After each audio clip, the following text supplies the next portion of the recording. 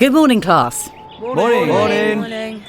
So, today we're going to carry on with what we were talking about last class, which are the advantages of doing sport on a regular basis.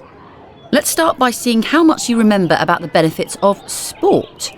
I'm going to ask you some questions, and in your groups, I'd like you to answer them.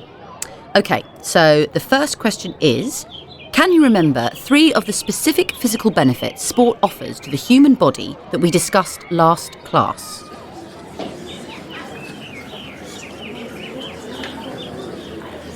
Okay, Group B, what do you think? Well, we've got 2. Okay, let's hear them. We think that doing sport reduces high blood pressure and the chance of getting diabetes. Absolutely. Okay, does anyone have any other advantages? Yes, Group D? Yeah, sport is good for your bones. That's right, it strengthens our bones, particularly while we're still growing. Okay, we also discussed that sport can be good for our minds too because of the chemicals that our brains release when we exercise.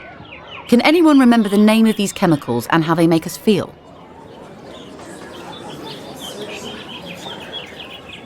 Group A. Are they called euphoria? Not exactly. Anyone else? Okay, Group B again. Endorphins, and they make you feel euphoric or really happy. That's right. So sport can help us feel happy and put us in a good mood because of these chemicals that are present in our bodies when we exercise. It also improves our capacity to concentrate, which is why doing PE at school can actually help you do better in exams. Okay, so that was basically what we covered last week, and what we're going to move on to today is thinking about whether it's better for us to take part in individual or team sports. So let's have a quick show of hands to see what you think. Those who think it's better for us to do individual sports, put up your hands. Okay, thank you. And now, those who think it's better to do a team sport? Okay, well, there are certain advantages to both individual and team sports, but, in my opinion, the benefits of team sport do seem to outweigh those of individual sport. Can you shout out a couple of examples of individual sports? Yeah, like karate or swimming. And tennis. Good. Well, you won't be surprised to hear that in order to succeed in individual sport, we need to have a fair amount of self-discipline to motivate ourselves, which is easier said than done for some people. However, with regular practice, it may be easier to see progress. Also, it's worth pointing out that our individual successes and failures are completely down to the individual, no one else. Okay, I'd like you to have a think in your groups about the possible advantages of doing sport as part of a team as opposed to by yourself.